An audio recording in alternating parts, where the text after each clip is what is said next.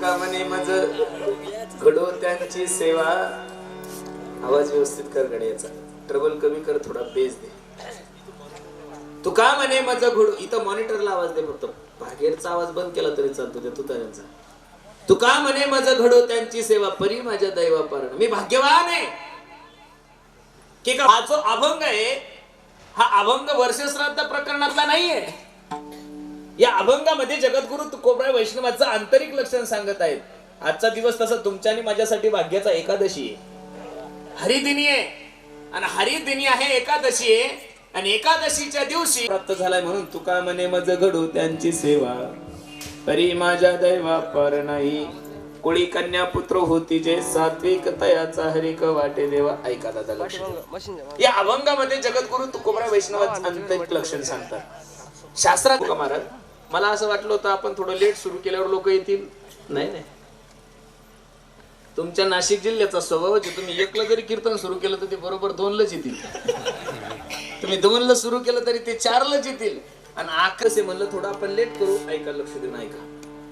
4 प्रकारचे वैष्णव शास्त्रामध्ये सांगितलेले, अधम, अधम, अधम, मध्यम आणि चौथा उत्तम. 4ही वैष्णव मी तुमच्या समोर ठेवणार आहे. पहिला जो वैष्णव आहे तो अधम वैष्णव आहे. अधम वैष्णवाचं वर्णन करत असताना शास्त्रकार सांगतात त्याला कधी चिंतन आवडत नाही, कधी त्याला हरिपाठ आवडत नाही, त्याला कीर्तन आवडत नाही, कधी त्याला भजन आवडत नाही. असे अधम लोक महाराष्ट्रात भरपूर झाले महाराज. काही काही अधमांना तर छत्रपती शिवाजी महाराज सुद्धा आवडत नाहीये. काही काही अधमांना ज्ञानेश्वर महाराज आवडत नाहीये, काही काही अधमांना नाथ बाबा आवडत नाहीये. पण बसणाऱ्या सर्व मंडळीला माझा प्रश्न आहे, देशातले सगळे जरी घुबडे एकत्रित झाले त्यांनी सूर्य नाकारला तरी सूर्य नाकारता येत नसतो बरं. घुबडाचं दुर्भाग्य असं असतं की घुबडाला दिवसा दिसत नाही महाराज. आणि काही काही घुबडांचं नाव कीर्तनात घेणं सुद्धा विटाळ आहे महाराज. नास्तिक माणसाचं वर्णन करत असताना शास्त्रकारांनी एक श्लोक सांगितलेला आहे भागवतामध्ये. शुकाचार्य भगवान राजा परीक्षितीला सांगतात, राजा ऐक, यदा वेदेषु देवेषु, कीर्तन लक्ष देऊन ऐका, यदा वेदेषु देवेषु गोषु विप्रेषु साधुषु धर्मीमयी विद्वेषु सवाषु विनश्यति. जो धर्माला मानत नाही, जो देवाला मानत नाही, जो साधूला मानत नाही, जो गाईला मानत नाही, अशा माणसाचा विनाश ठरलेला आहे. वेद राजानं सुद्धा तेच केलं होतं. धर्माला मानत नव्हता, गाईला मानत नव्हता, शास्त्राला मानत नव्हता, कशालाच मानत नव्हता. निश्चित त्याचा अंत झालाय. म्हणून अधम जो वैष्णव आहे तो कधीच देवाचं चिंतन करत नसल्यामुळे त्याला अधम म्हणले. दुसरा जो वैष्णव आहे तो अधम अधम आहे. तो बिचारा कधीतरी देवाचं चिंतन करतो. जे काही लोक कीर्तनाला येत नाही पण काही काही बिचारे कमीत कमी फराळाला का होईना येतात, म्हणजे ते न येणाऱ्यापेक्षा बरे, कमीत कमी जेवायला का होईना हजर आहे. अकबर बादशाहने बिरबलाला प्रश्न केला होता, बिरबल जी मालक, कितवी शिकलाय रे तुझा मुलगा? बिरबलाने जे उत्तर दिलं ते ऐकण्यासारखं, लक्ष देऊन ऐका. बिरबलाने राजेसाहेबाला सांगितलं, राजेसाहेब, something is better than nothing. जे मुलं भरपूर काही शिकलेले त्यांच्यापेक्षा माझा मुलगा थोडा कमी शिकलेला आहे. आणि जे काहीच शिकले नाही त्यांच्यापेक्षा थोडा जास्त. जे कधीच परमार्थ करत नाही त्याच्यापेक्षा बरा, आणि जे दररोज करतात त्यांच्यापेक्षा कमी. आदम आदम. नाही जरी कळलं तरी माना हलवा, आपल्याला पुढे चालायचं. तिसरा जो वैष्णव आहे तो मध्यम वैष्णव आहे. मध्यम वैष्णवाचं वर्णन करत असताना शास्त्रकार सांगतात तो स्वतः तर देवाचं चिंतन करतो, पण त्याच्या सहवासामध्ये येणाऱ्या प्रत्येक जीवाला देवाचं भजन करण्यासाठी प्रवृत्त करतो. काय गोड अभंग तो कोबरायचा आहे, ऐका. ओ सेवितो हरस वाटितो अनेका, सेवितो हरस वाटितो अनेका, सेवितो हरस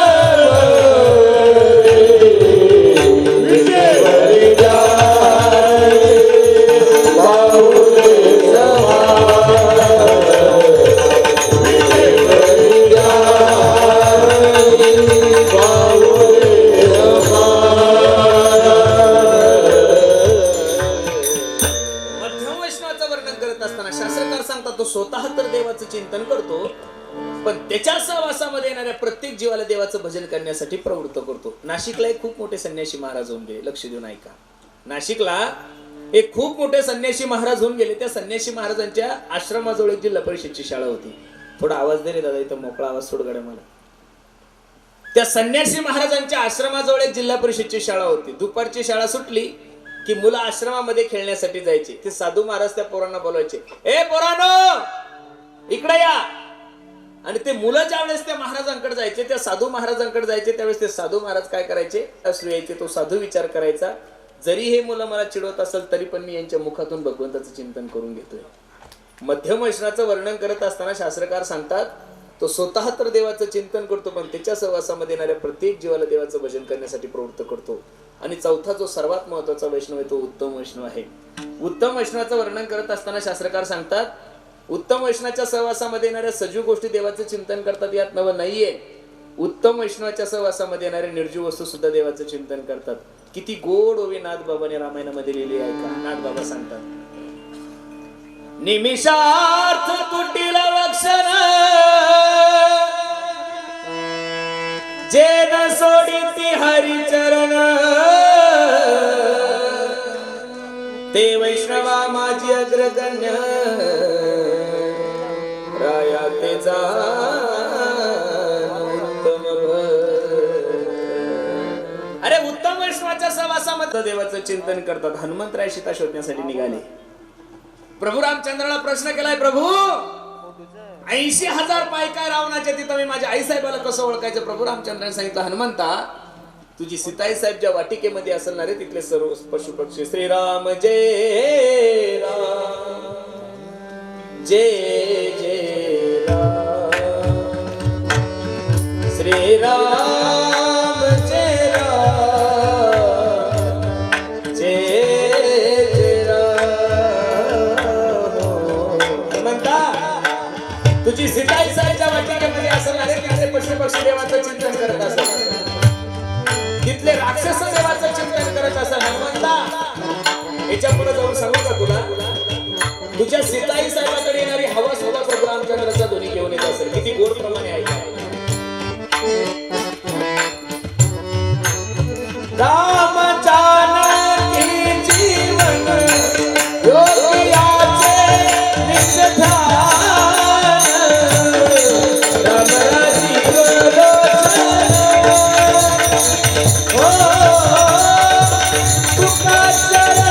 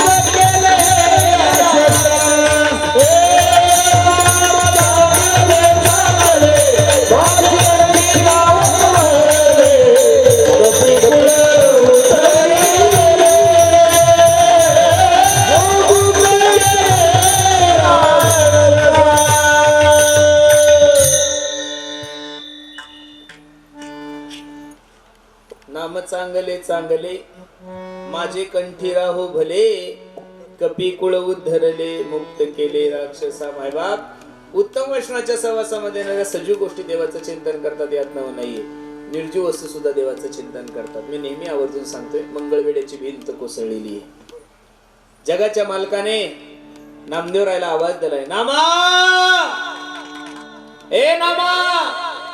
धावत पळत माझे नामदेवराय पांडुरंगाकडे गेले. पांडुरंगा काय झालं एवढ्या जोराने ओरडाने? काही नाही रे नामा, मंगळवेड्याची भिंत कोसळीन माझा चोखोबर आहे मरण पावला, जा त्याची असते येऊ नये. जगाच्या मालकासमोर हात जोडले माझ्या नामदेवरायाने आणि पांडुरंगाला सांगू लागले, पांडुरंगा असंख्य लोक मेले त्या भीती खाली दडून, मी चोखोबरायची असती कशी ओळखायची? पांडुरंगाच्या डोळ्याला धारा लागल्या आणि पांडुरंगाने नामदेवरायला सांगितलं, नामा आस्ती उचल आणि कानाला लाव, ज्या अस्तीमधून श्री विठ्ठल ध्वनी येते माझ्या चोखोबरायची असती. इथं बसणारी मंडळी आपण अनेक कीर्तनकार गिळून घेतले, नुसते गिळून नाही घेतले, असे हजारो कीर्तनकाराचे कीर्तन कधी येईल महाराज? जे मेल्यानंतर ज्यांच्या हाडातून विठ्ठल विठ्ठल ध्वनी येत होता त्या संतांनी जिवंतपणे किती भजन केलं हे फक्त आपण ऐकू शकतो, आपल्याला हे शक्यच नाही. आपल्यातला जर एखादा महात्मा मेला ना आणि त्याचा हाडूक उचललं कानाला लावलं, त्याच्यातून शांताबाई आवाज येण्याची दाट शक्यता आहे. काही काही हाडातून झिंग झिंगाट, काही काही हाडाने एवढी देशी पिले की हाडातून सुद्धा देशीचा वास येऊ शकतो. म्हणून वैष्णवाचे जेवढे काही लक्षण आहे ना महाराज, वैष्णवाचे जे प्रकार आहे ते 4 आहे, अधम अधम अधम मध्यम आणि चौथा उत्तम. प्रामुख्याने 2 लक्षणं सांगितले, ऊर्ध्व पुंड भाळ कंठी शोभे माळ,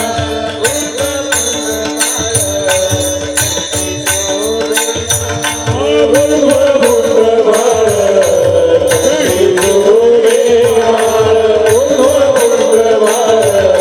कंठी शोभे माळ,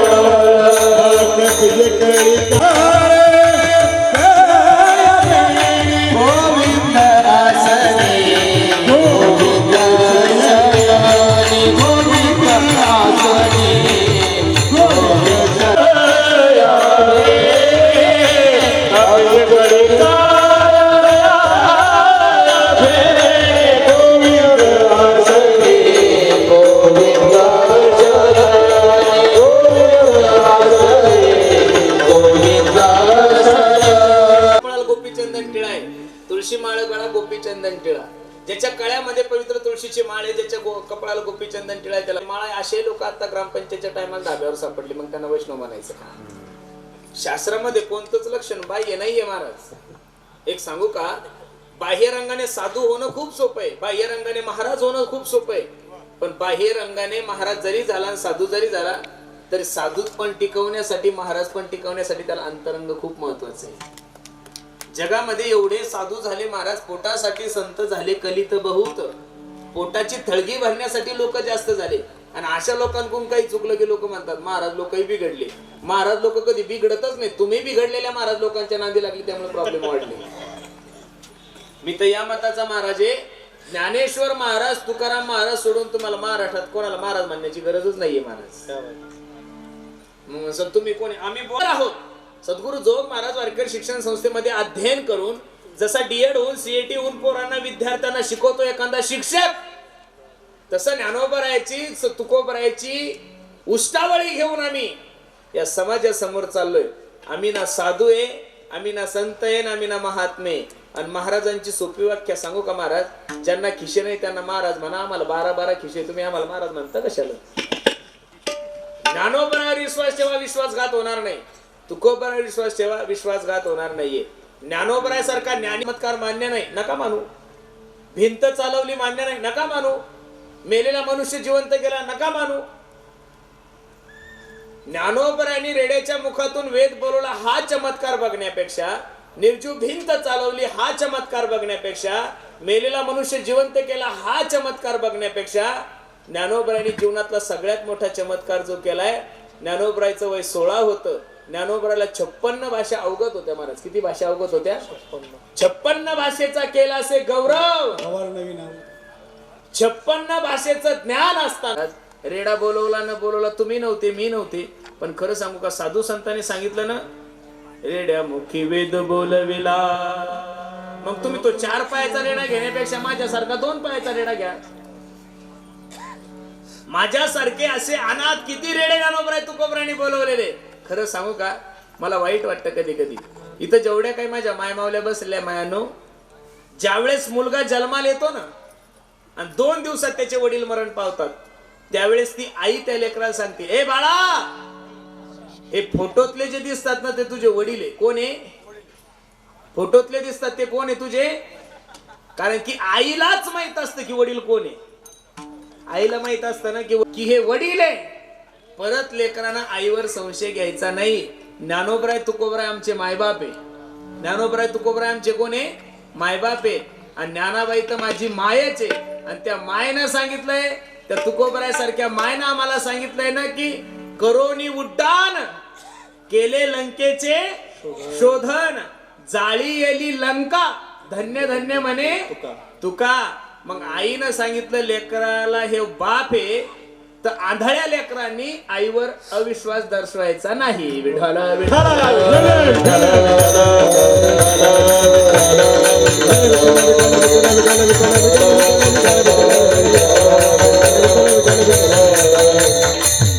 शास्त्रामध्ये बाह्य रंगाला किंमत नाही. काही लोक म्हणतील ज्याची दाढी मोठी तो सगळ्यात मोठा बाबा. अजिबात नाही.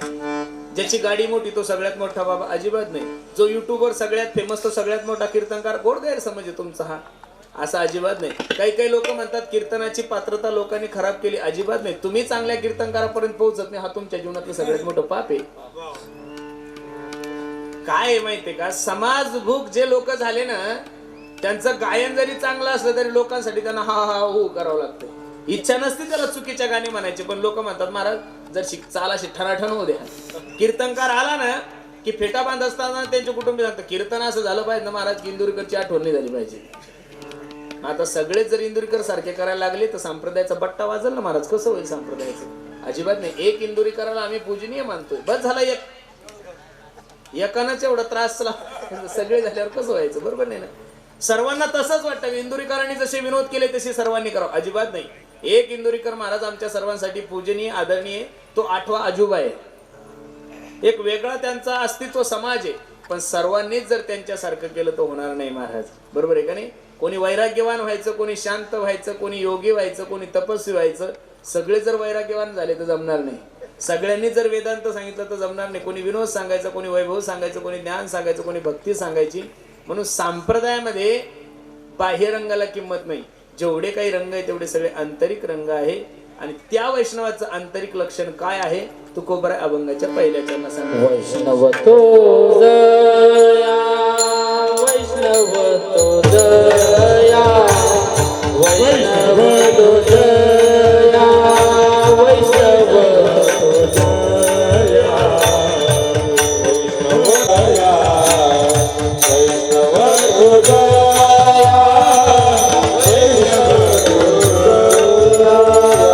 वैष्णव तो जया, वैष्णव तो जया, वैष्णव तो जया, वैष्णव तो जया, वैष्णव तो जया, वैष्णव तो जया, वैष्णव तो जया, वैष्णव तो जया.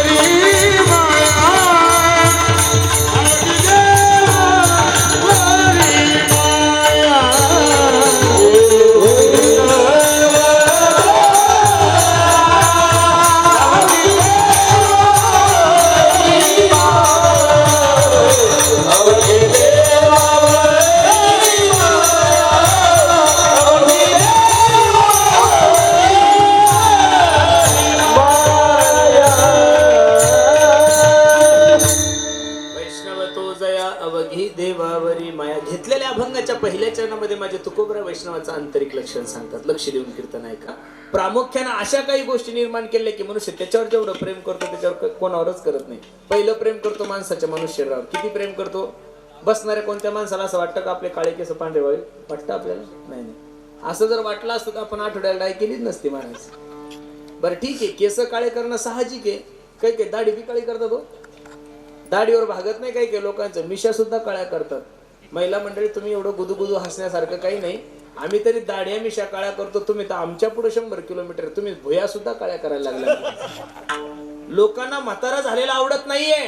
माणूस माणसाच्या शरीरावर प्रेम करतो, दुसरं प्रेम करतो मनुष्य समाजावर. आज जेवढं काही चाललंय तुमचं आणि माझं ते फक्त समाजासाठी चाललंय. अरे समाजाने चांगलं म्हणा म्हणून काही काही लोक चांगलं वागतात. समाजाने चांगलं म्हणा म्हणून काही काही बिचारे गाण लावतात. समाजाने काही चांगलं म्हणा म्हणून लोक लग्न करतात, घर बांधतात, बंगले बांधतात की लोक काय म्हणतील. दुसरं प्रेम करतो समाजावर आणि तिसरं प्रेम करतो मनुष्य धनावर.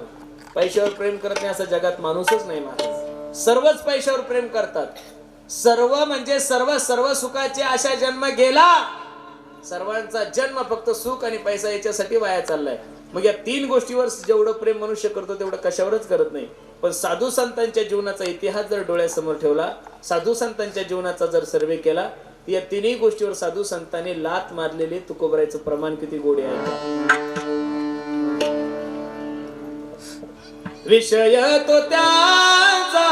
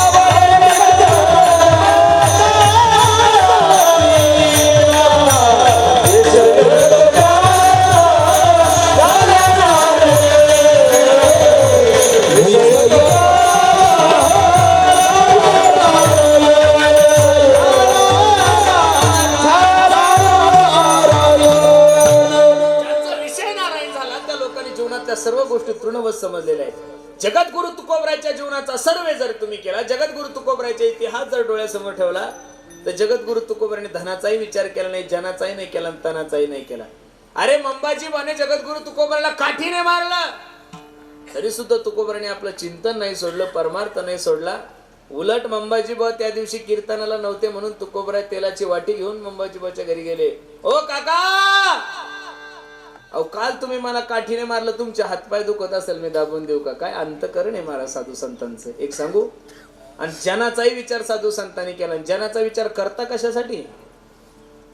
अरे लोक भ्रष्टाचार करण्यासाठी लाजत नाहीये, लोक खोटं बोलण्यासाठी लाजत नाहीये, लोक व्यभिचार करण्यासाठी लाजत नाहीये, लोक दुसऱ्याला फसवण्यासाठी लाजत नाहीये. तर आपल्यासारख्या परमार्थ करणाऱ्या माणसाने परमार्थ करण्यासाठी लाजू नका महाराज. आणि परमार्थ करणाऱ्या माणसाला पहिल्यापासून आतापर्यंत त्रासच होत आलेला आहे. पण खरं सांगू का, ज्यांचा त्रास आहे त्यांचा शेवट खूप चांगला होतो महाराज. परमार्थामध्ये ज्या ज्या संतांवर देवाची कृपा झाली त्यांचा संसार खूप फाटका होता. अन्न करता बायको मेली. वारकरी संप्रदायाची ताकद आहे महाराज. ज्ञानोबरायला मधुकरी दिली नाही, त्रास झाला, आई वडिलांचं देहांत प्रायश्चित्त झालं, त्यांना समाजाच्या बाहेर टाकलं, हे सर्वांना चरित्र ज्ञात आहे. पण ते ज्ञानोबराय समाधीला बसत असताना एक हात जगाच्या मालकाने धरला आणि दुसरा हात निवृत्तीनाथाने धरला. हे संप्रदायाचं सगळ्यात मोठं वैभव आहे.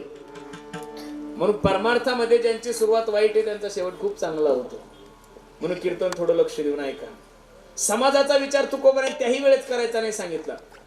तुका म्हणे आम्हा एकांताचा वास ब्रह्मे ब्रह्मरस सेवू सदा काळ सारावा चिंतने एकांतवाशी गंगा स्नाने देवाच्या पूजने प्रदक्षिणा तुळशीच्या गवळणीच्या वेळेस दही दूध तूप लोणी घेऊन मथुरेला जात होते सगळे लोक म्हणायचे गवळणी वेड्या झालेल्या गोविंद घ्या कोणी दामोदर गागे तव तव हासते मथुरेच्या असं ज्या वेळेस गवळणी हसत होत्या त्यावेळेस तुकोबरायांनी त्या गवळणीला जे मार्गदर्शन केलं ते खूप सुंदर तुकोबरा सांगणे हासे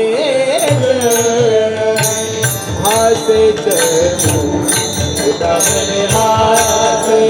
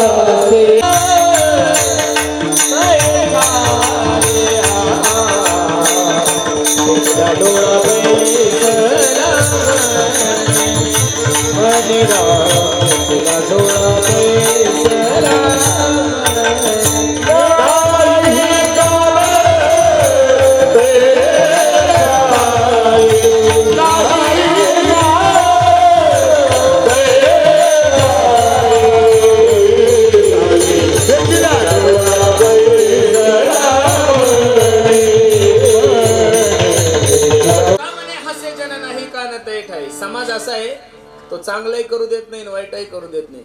सुषमा अंधारे विषय ज्यावेळेस क्लिपा बाहेर आल्या त्यावेळेस कोण का शिवलं का काहीतरी बोला ना सुंदर बोललो चांगलं बोललो तिचा निषेध नोंदवला आणि काल खाली कमेंट पाहिल्या तर डायरेक्ट कोणी म्हणू लागले तुम्ही का बीजेपीचे दलाल आहे का कमळाबाईने किती पैसे दिले तुम्ही त्यांचे का काही दबेले का काय समाज आहे महाराज. अरे स्वतःच्या तर याच्यात दम नाहीये आणि दुसरा एखादा जर बोलत असाला तर त्याला खोडल्याशिवाय राहत नाहीये.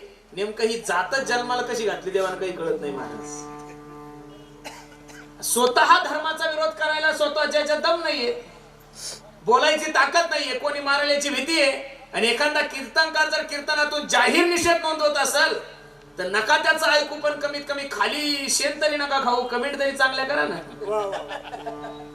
हे का संप्रदायाचे महाराज लोक आहे का यांच्या का संप्रदाय बापाचा आहे का मग का सुषमा अंधारेच्या बापाचा आहे का संप्रदाय.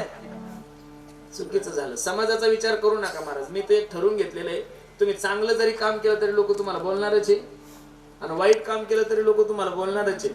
तुकोबरासारख्या महात्म्याला या समाजाने सोडलं नाही आपल्यासारख्या बोरट्या कीर्तन करायचं काय घेऊन बसले महाराज. आपल्याला तर लोक काहीच समजत नाही. पण तुका म्हणे हसे जन नाही कान आपण फक्त एवढं काम करा. हत्ती चले बाजारवर कुत्ते भुके हत्तीनं चुकून सुद्धा कुत्र्याकडे पाहायचं नाही. आणि कुत्र्यांना सुद्धा माझी विनंती माझ्या प्रिय कुत्र्यांनो हत्तीकडे पाहून भुकत जाऊ नका. चुकून जर एखादा हत्ती माग वळला जर तुम्ही सोंडेमध्ये सापडले तर तुमचं गोविंदाय नमो नमो हत्तीच्या नादी कुत्र्याने लागत जाऊ. कुत्र्याचं बजेट पाहून कुत्र्यानं बोललं पाहिजे. हत्तीची उंची काय कुत्र्याची उंची काय पण काही काही कुत्र्यांना काय हे काही कळत नाही महाराज. मला एक कळत नाही हत्ती चले बाजार कुत्ते भुके हजार या म्हणीचं मला अजून कळलं नाही. कुत्रन हत्ती राहतो जंगलात कुत्र राहत गावात. बर दोघायचा मतदारसंघ एक नाही दोघायचा गट एक नाही दुसरं एक जंगला गटाचा आहे कुत्रा गावाच्या गटाचा आहे. मग हत्ती गावात आल्यानंतर कुत्र भुकतं का हा प्रश्न जर तुमच्या मनात पडला असेल तर जास्त ताण नका घेऊ. सोपं उत्तर आहे. हत्ती गावात आला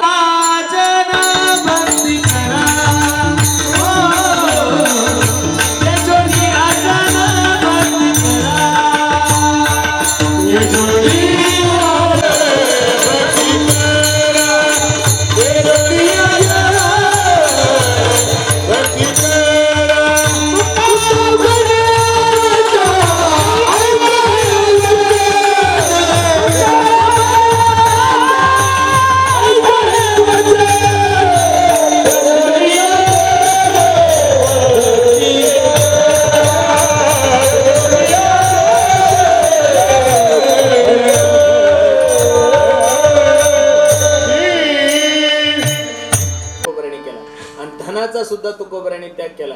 या महाराष्ट्राचे हिंदवी स्वराज्याचे संस्थापक छत्रपती शिवाजी महाराज तुकोबराच्या कीर्तनाला गेले. तुकोबराची परिस्थिती पाहिल्यानंतर नजराणा घेऊन गेले. सोने रुपये आम्हा माणिक पाषाण खळे जैसे, आम्ही तेने सुखी म्हणा विठ्ठल विठ्ठल मुखी, तुमचे एर वित्त धन ते मज मृत्तिके समान. या तिन्ही गोष्टीवर साधू संतांनी लात मारली. याचं कारण त्यांची अवघी देवावरी माया. ज्यांचं अवघ प्रेम देवावर आहे, संसारातल्या गोष्टी त्यांनी तृणवत गवता प्रमाण समजल्या. अभंगाचं दुसरं नाही अनग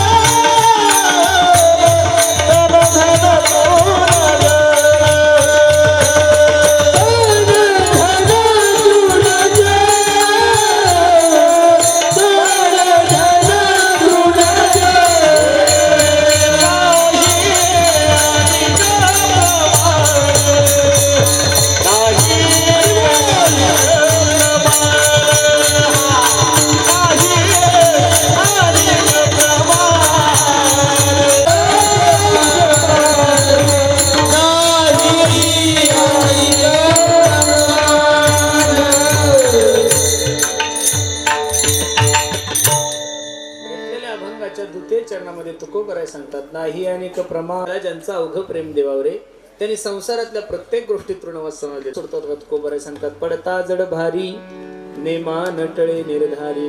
किती जीवनामध्ये संकट आलं तरी त्यांनी आपला परमार्थ सोडला नाही. ऐका प्रमाण दादा. पाटी पांडवाच्या जीवनामध्ये थोडं संकट नव्हतं. लक्षगृहामध्ये आग लावलेली आहे. विषाचे लाडू खाऊ घात. पाहती पांडव अखंड वनवासी परित्या देवासी आटविती हो करीतो चाचणी. अरे समाजाने परमार्थ करण्यासाठी विरोध करावा यात नवल नाहीये. नातेवाईकांनी परमार्थ करण्यासाठी विरोध करावा यात नवल नाहीये. गावातल्या लोकांनी परमार्थ करण्यासाठी विरोध करावा यात नवल नाहीये. स्वतःच्या बापाने परमार्थ करू दिलेला नाहीये. गावात दौंडी दिली होती. ऐका ऐका, जो कोणी देवाचं नाव घेईल त्याला सुळावर दिल्या जाईल. पण स्वतःच पोरग देवाशिवाय जगतच नव्हतं. नारायण नारायण नारायण नारायण नारायण. अनेक वेळेस मारण्याचा प्रयत्न केलाय. भक्त प्रल्हादाला हिरण्यकश्यपूने विचारलं, हे भक्त प्रल्हाद काय आहे, कुठे तुझा जगाचा मालक? हा प्रश्न ज्यावेळेस केला त्यावेळेस भक्त प्रल्हादजीने उत्तर दिलंय. पिताश्री न केवलम मे भवतस्य राजन. काय गोड उत्तर. न केवलम मे भवतस्य राजन सवय बलम बलिनाचा परेशा परे परे निर्जंगमाय ब्रह्मादयो वेन वशम प्रणितः. माझा देव नाही अशी जागा दाखवा. त्या खांबात तुझा देव आहे. हो, खांबावरी हात मारली दुर्जने स्तंभीला त्याला एवढं चिंतन केलं एवढा त्रास दिला पण देवाचं चिंतन नाही सोडलं परितो स्मरे मनी नारायण मीराबाईच्या जीवनामध्ये थोडं दुःख झालं का महाराज लोक म्हणत होते मेरे ज्या वयामध्ये संसार करायचा ज्या वयामध्ये लग्न थाटायचं त्या वयामध्ये हातात देवाचा विना घेऊन देवाचं चिंतन करते नाही सोडलं महाराज किती गोड प्रमाणे ऐका काहे तेरी अखियों में पानी काहे तेरी अखियों में पानी हो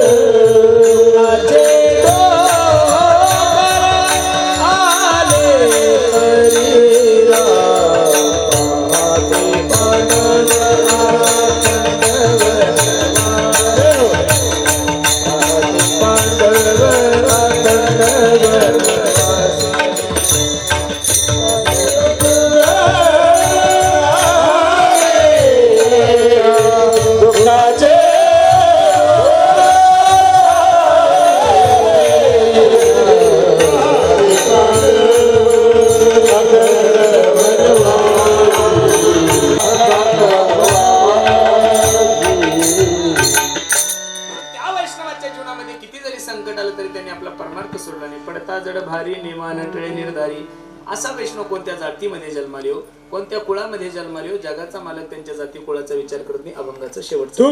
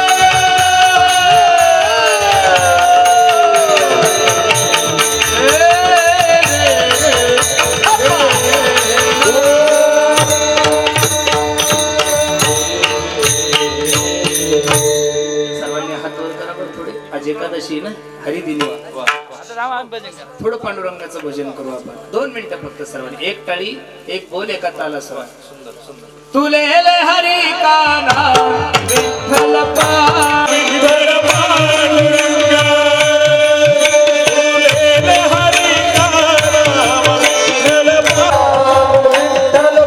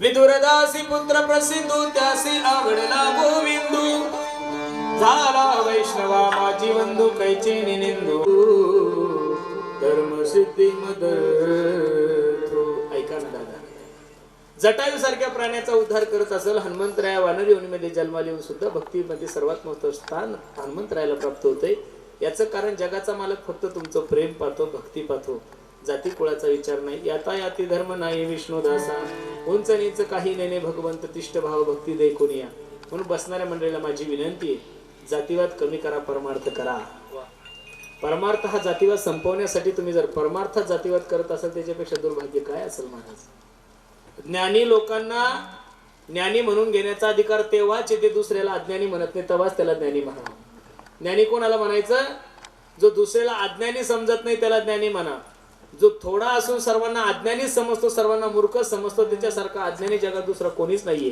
म्हणून तुका म्हणे याती होका तयाती वलती नाही अनेक प्रमाण तन धन तृणजन आमच्या देवीदास दादांना आमच्या अरुण दादांना द्यावे तेवढे धन्यवाद खरं सांगू का महाराज संप्रदायाची सेवा करणाऱ्या माणसाची पुण्यतिथी जर कोणाला करायची असेल तर त्यांनी निश्चित या गायकवाड कुटुंबाचा आदर्श घ्या किती थाटामाटात नियोजन केलंय महाराज मंडपाचं डेकोरेशन जेवणाची फराळाची व्यवस्था जर पाहिली तर असं वाटतं एखाद्या शावकाराच्या पोरीचं लग्न आहे महाराज आणि त्या लग्नानिमित्त एवढं सुंदर नियोजन आहे खरं सांगू का आमचे निवृत्तीनाथ बाबा ज्या ठिकाणी असतील भगवंताच्या जवळ असतील स्वर्गात असेल वैकुंठात असतील कैलासात असतील त्या ठिकाणून ज्यावेळेस हा कार्यक्रम पाहत असतील तर त्यांच्याही डोळ्याला धारा लागल्या असतील ते म्हणत असतील माझ्या देवीदासाने माझ्या अरुणने किती सुंदर नियोजन केलं निश्चित तुमचा बाप तुम्हाला भरभरून आशीर्वाद देत असेल महाराज खरोखर आदर्श घेण्यासारखा हा कार्यक्रम आहे आणि मला खूप मानसिक समाधान आहे नाही तर काही काही लोकांच्या पुण्यतिथ्या करताना असं वाटतं बकऱ्या घेतल्या असत्या 4-5 तर पुरला असतं पण याची पुण्यतिथी नको 4-5 म्हशी घेतल्या असत्या तर पुरल्या असत्या पण याची पुण्यतिथी नको जीवनभर दारू पितात काही काही लोक आपण फेटा बांधत असताना त्यांच्या पोरालीच्यावर काय करत होतं म्हातारं ते म्हणतं महाराज माझं म्हातारं बेवडं होतं आणि त्याच्या पुण्यतिथी निमित्त आम्हाला अभंग घ्यावा लागतो याच्यासाठी केला होता अट्टहास शेवटचा दिवस गोड व्हावा खरं सांगू का निवृत्तीनाथ बाबांचा पुण्यतिथी सोहळा पाहिल्यानंतर मी नारदाच्या गादीहून एक प्रमाण तुमच्यासाठी सांगतो महाराज, सर्वांसाठी. शेवट तो भला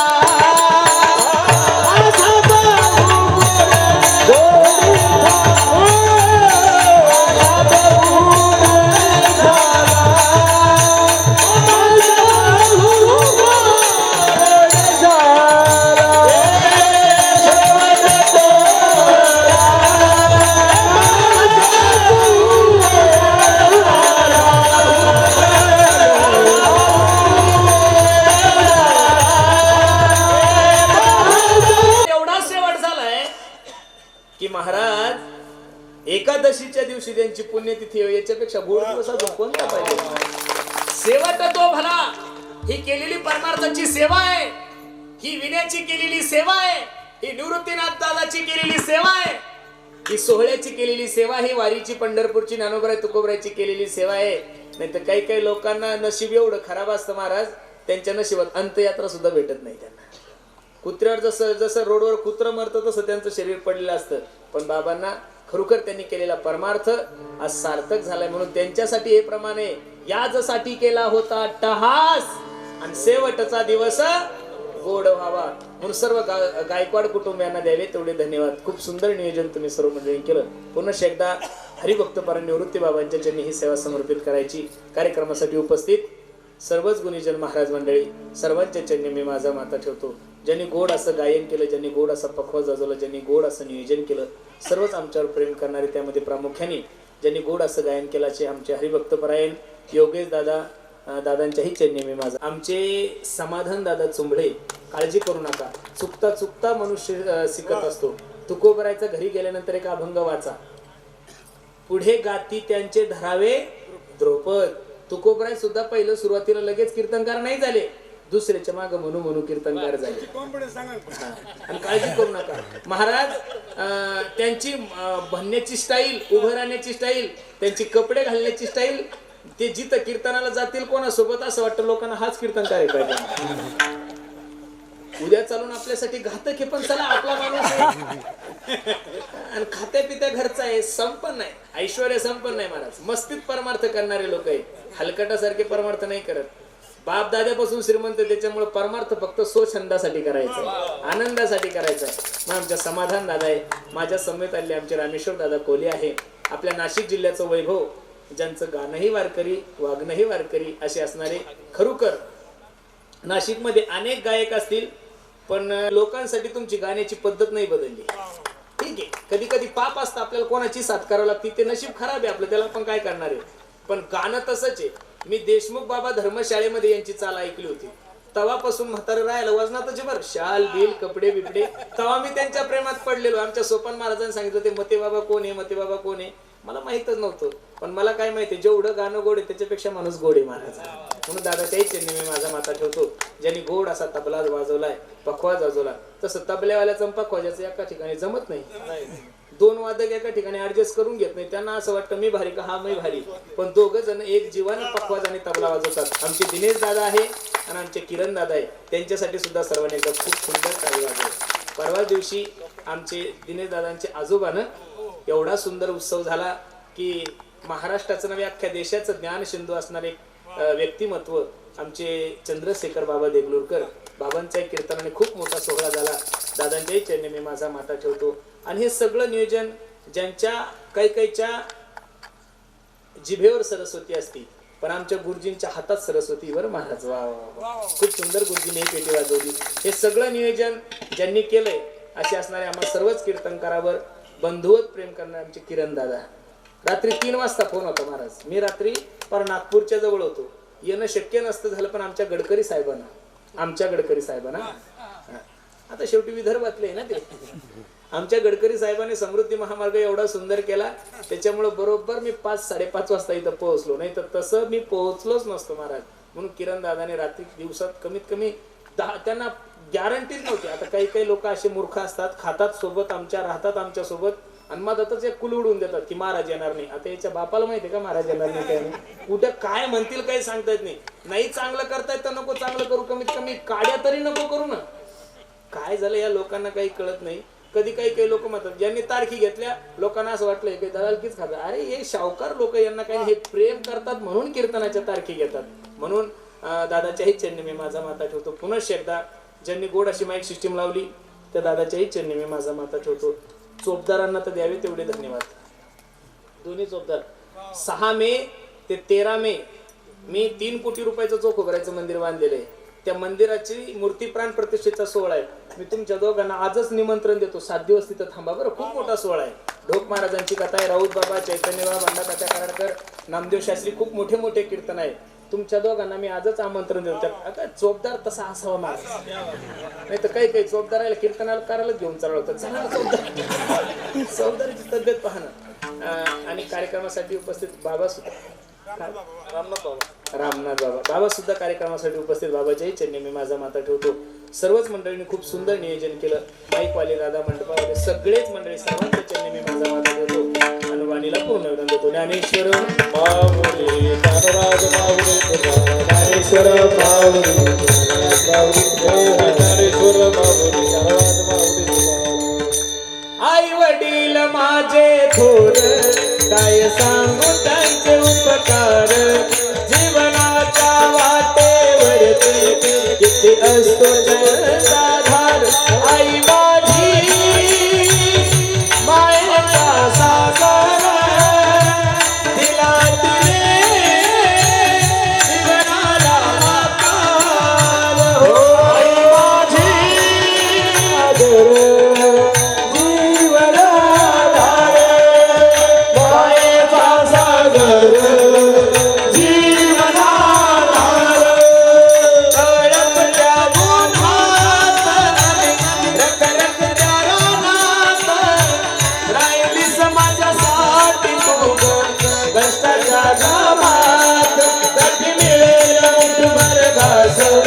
कधी घडे उपवास.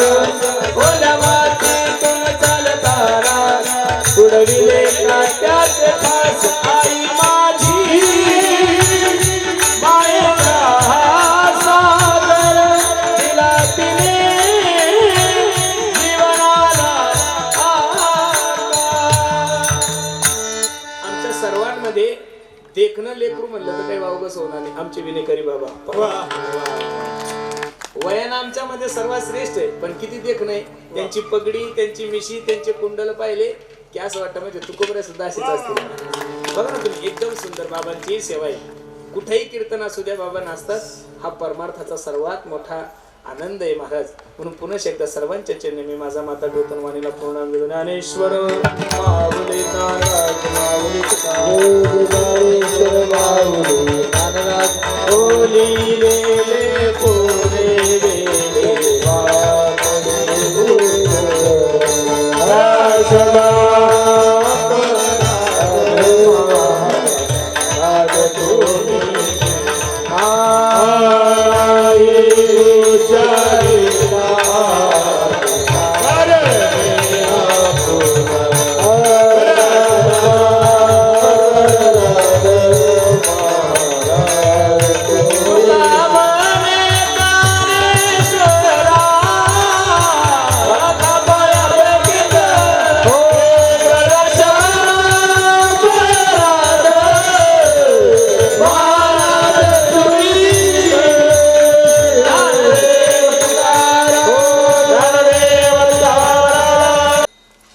मी संपूर्ण गायकवाड परिवाराच्या वतीने महाराजांचे आभार मानून व्यक्त करतो. तर उपस्थित असणारे मृदंगाचार्य, त्याचप्रमाणे आपले तबलावादक, ख्यातनाम गायक आमचे रोहिदास महाराज मती, आदी करून साकोरे भजनी मंडळ, उंबरखेड भजनी मंडळ, ज्यांचं नाव घेतलं सर्वांचं स्थान या गायकवाड परिवाराच्या हृदयामध्ये आहे. आलेल्या सर्व सत्रवर्गाचाही गायकवाड परिवाराच्या वतीने मी आभार मानून व्यक्त करतो. हरिभक्तीपरायण निवृत्ती महाराज कीर्तनाला जायचं म्हटल्यानंतर लगेच शर्ट उचलायचं, घरात न सांगता लगेच कीर्तनाला निघणारा माणूस होता.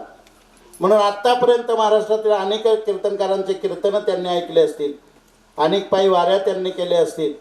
आणि अशा एक हरिभक्ताचं हे असणारं वर्ष श्राद्धाचं निमित्ताने आणि एकादशीच्या ह्या पुण्यपावन असणाऱ्या या पर्व काळावरती त्यांचं वर्ष श्राद्ध या ठिकाणी संपन्न होत आहे.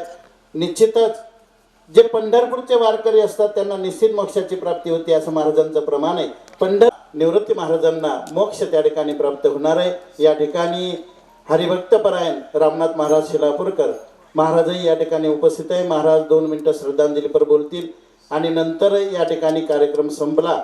नंतर सर्वांना आज एकादशी निमित्त इथे फराळाची पण व्यवस्था आहे. जे वारकरी अधिकरण असतील त्यांनी फराळाचं केल्याशिवाय जायचं नाही अशी मी गायकवाड परिवाराच्या वतीने सर्वांना विनंती करतो. आदरणीय निवृत्ती भाऊ गायकवाड यांचा प्रथम पुण्यस्मरणाचा कार्यक्रम संपन्न होत आहे आणि या माध्यमामधून महाराष्ट्रातील ख्यातनाम तरुण तडफदार त्याचप्रकारे विशेष संगीतेनं बोलण्याची शैली अतिशय ज्यांची चांगली आहे असे परमार्थप्रेमी आदरणीय हरिभक्तीपरायण पुरुषोत्तम महाराज पाटील यांचं कीर्तन आपण श्रवण केलं. रोदास महाराज मते रासने सर स्वरज्ञ कीर्तनकार आहे. मानूरला मी ऐकलं पण थोडं ऐकलं नाही का हो. आणि म्हणून महाराजांनी अतिशय चांगल्या प्रकारे आपणा सर्वांना श्रवणाच्या माध्यमामधून अतिशय चांगली साथ केली. नवे नवे आपल्याला मार्गदर्शन केलं. पराच्या अभंगावर विशेष संगतीनं अनंत असे प्रमेय ठेवून रामायण महाभारत आदी करून अशा प्रकारे सर्व विषयाचं चिंतन करून अर्वाचीन काळातील बहुसंख्य अशा प्रकारे रूपक आपल्या पुढे ठेवून आणि योग्य तऱ्हेने त्यांनी या ठिकाणी सेवा केली. महाराज तुमचं विशेष रूपाने या गायकवाड परिवारातर्फे अभिनंदन करीत आहे. एक तुम्ही बोलले चांगलं बोलले नाही का. सुषमा अंधारे आता ती बाई अंधारातच आहे नाही का हो. प्रकाशात येण्यासाठी मला असं वाटतं संत सेवा करावी लागते, देवसेवा करावी लागते, नवे नवे नियमावली असावी लागते.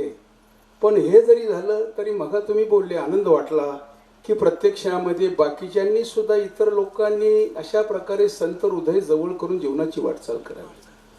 आताच्या महिला कीर्तनकार महाराज क्षमा मागतो. लाली लावून कीर्तनमध्ये राहणारी पारमार्थिक क्षेत्रातील जुनी नवी मंडळी असेल या ठिकाणी कीर्तनाच्या माध्यमातून वाटचाल असताना भाऊंच्या गळ्यामध्ये आणि कीर्तनाचा विना कायम काही वर्ष राहिला. याचा अर्थ असा अधिकार संपन्न होतोय तितकंच खरं आहे. योग्य तऱ्हेनं बोलण्याची शैली होती. कायम स्वरूपामध्ये अशा प्रकारे नातलग असतील अन्य असतील या सर्वांच्या सानिध्यामध्ये प्रेम त्यांनी दिलं. अर्थात बाईंच्या सानिध्यामध्ये संसानिध्यामध्ये प्रेमाचा वर्षाव त्यांनी केला आणि योग्य तऱ्हेनं जीवनाची वाटचाल केली. मनुष्य कोणत्या योनीमध्ये येतो, तो कुठपर्यंत राहतो, त्याच्या जीवनात कोणत्या घटना घडतात, कोणते प्रसंग येतात आणि त्यांच्या सानिध्यामध्ये वर्षश्राद्धाला कोणाचं कीर्तन असतं हे ठरून गेलेलं असतं. आणि म्हणून या माध्यमामधून भाऊ हे माझ्या आत्या भाऊचे आते भाऊ होते आणि माझ्यापेक्षा वयाने जास्त होते. परंतु वारकरी जीवन असल्यामुळे त्र्यंबकेश्वरला आमची भेट असायची. या बाबतो अशा प्रकारची साथ जीवनामध्ये असावी आणि योग्य तऱ्हेनं आपण श्रवणकर्त्यांचं अभिनंदन करतो की अशा प्रकारे सर्व परिसरातील पंचक्रोशीतील भाऊंचे जेवढे नातलग असतील ते सर्वच त्याच प्रकारे गाववासी या सर्वांनी योग्य तऱ्हेनं महाराजांच्या सेवेचा कीर्तनाचा लाभ घेतला अर्थात श्रवण केलं. म्हणून सर्वांचं अभिनंदन करतो. आज हरिदिनी आहे, एकादशी आहे. महाराजांनी मग सांगितलं की प्रत्यक्षामध्ये पर्वकाल आहे आणि पर्वकालाच्या दिवशी अशा प्रकारे आणि भाऊंचं एक पुण्यस्मरण प्राप्त होते. पुढच्या कालावधीमध्ये मुलांनी थोड्याफार प्रमाणात प्रतिवर्षी पुण्यस्मरणाचा कार्यक्रम करावा अशा प्रकारची इच्छा या ठिकाणी प्रकट करतो. महाराजांचं पुनश्च अभिनंदन करतो. आपणा सर्वांचं अभिनंदन करून माझे 2 शब्द थांबवतो. सर्वांनी फराळ करून जावं अशा प्रकारची विनंती या परिवारातर्फे आपणा सर्वांना करतो आणि माझे 2 शब्द थांबवतो. जय पांडुरंग जय हरी. आमचे आजोबा आमचे चुलते निवृत्ती नामदेव गायकवाड तसेच जिजाबाई नामदेव गायकवाड यांचं पुण्यस्मरण या ठिकाणी करणं गरजेचं आहे. आमच्या तात्यांनी या ठिकाणी उभ्या आयुष्यामध्ये खूप खस्ता खाल्ल्या तरी त्यांना दिलं नाही. सर्वच नातेवाईकांचं प्रेम मिळावं अशी त्यांना शेवटपर्यंत अपेक्षा होती. काही प्रमाणात मिळालं, काही प्रमाणात नाही मिळालं, परंतु त्यांनी कधीही खेद व्यक्त केला नाही. आपल्या मुलांना, आपल्या नातेवाईकांना, आपल्या बहिणींना त्यांनी कधी पारखं होऊ दिलं नाही. आणि असं हे कीर्तनाची फार आवड होती. आमचे आजोबा बाबुराव अमृता गायकवाड आणि त्यांच्या याच्याखाली त्यांनी बाबा या ठिकाणी खूप सेवा केली. प्रत्येक गावामध्ये ज्या वेळेला वर्षाचे कीर्तन असायचं त्याचं काम केलं असं मी या ठिकाणी नमूद करतो. आपल्या सर्व या ठिकाणी आलात, सर्व गायकवाड परिवाराच्या वतीने मी आपल्या सर्वांचे हार्दिक स्वागत करतो. या ठिकाणी हरिभक्तपरायण पुरुषोत्तम महाराज यांनी आपले विचार या ठिकाणी श्रुवाश्य वाणीने प्रगट केले, आपल्या सर्व मांडले.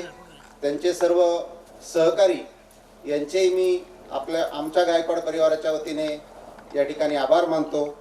आपण सर्वांनी या ठिकाणी आज एकादशीच्या निमित्ताने जेवण केल्याशिवाय आणि एकादशीचा फराळ केल्याशिवाय जाऊ नये अशी मी सगळ्यांना विनंती करतो.